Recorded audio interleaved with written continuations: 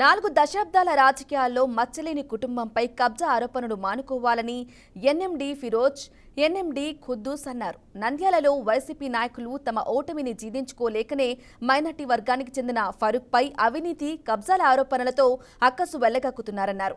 ఎన్నో ఉన్నత పదవులు పొంది ప్రజాభిమానం కలిగిన నేత ఎన్ఎండి ఫరూక్ అని అన్నారు.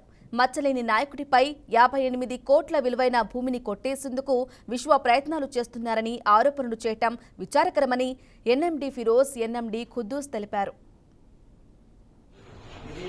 ఫారూక్ అధికార కాంక్షతో కులాన్ని 706, 700 కులాన్ని కబ్జా చేశాడు.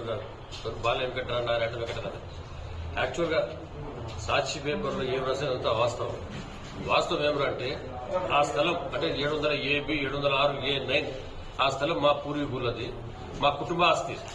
అది నలుగురు చెందింది. ఎవరెవరికి? మా తండ్రి గారికి, మా పెద్దనాన్న గారికి, మా ఇద్దరు మేనత్తలకు. అంటే 4 ఎకరాల 16 సెంట్ల భూమి నలుగురు పంచుకోవాలి.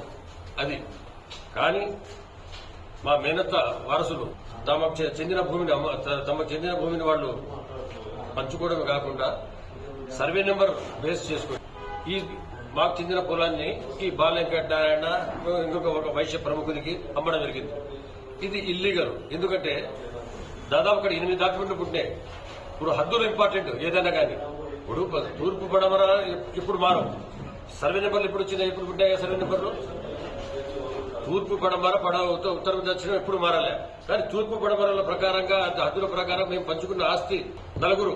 ఎవరెవరు? జమాల్ సాహెబ్, ఇబ్రాహిం సాహెబ్, దస్తగిరి సాహెబ్, జైనబ్ బిట్, సారంబికి చెందిన వారసులు తమ కాని భూమిని హద్దులు చూపకుండా కేవలం సర్వే నెంబర్ బేస్ చేసుకుని అమ్మడం జరిగింది. 24/1/1968లో 58 సెంట్లకు ఒక గిఫ్ట్ డీడ్ ఇచ్చింది. వీళ్ళ మధ్యన వెంకటన్న వాళ్ళ మధ్యన ఏం ట్రాక్షన్స్ జరిగినా ఎవరికి ఏం తెలియదు. తర్వాత కోర్టు అపాయింట్ చేసి ఒక అడ్వకేట్ కమిషన్ అపాయింట్ చేసింది. అడ్వకేట్ కమిషన్ క్లియర్ ప్లాన్ తో ఎవరికి ఎంత వచ్చిందని క్లియర్ గా మెన్షన్ చేసి ఒక రిపోర్ట్ ను సబ్మిట్ చేయడం జరిగింది. ఆ రిపోర్ట్ ని ఈ రోజు కూడా కోర్టులో అవైలబిలిటీలో ఉంది. తీయమనండి. ఈ రోత పత్రిక ఎవరైతే రాసిన వాళ్ళు తీయమని చెప్పండి, వాళ్ళ చేత కాకుండా మేము ఇస్తాం. సుప్రీంకోర్టులో ఏమని చెప్పింది?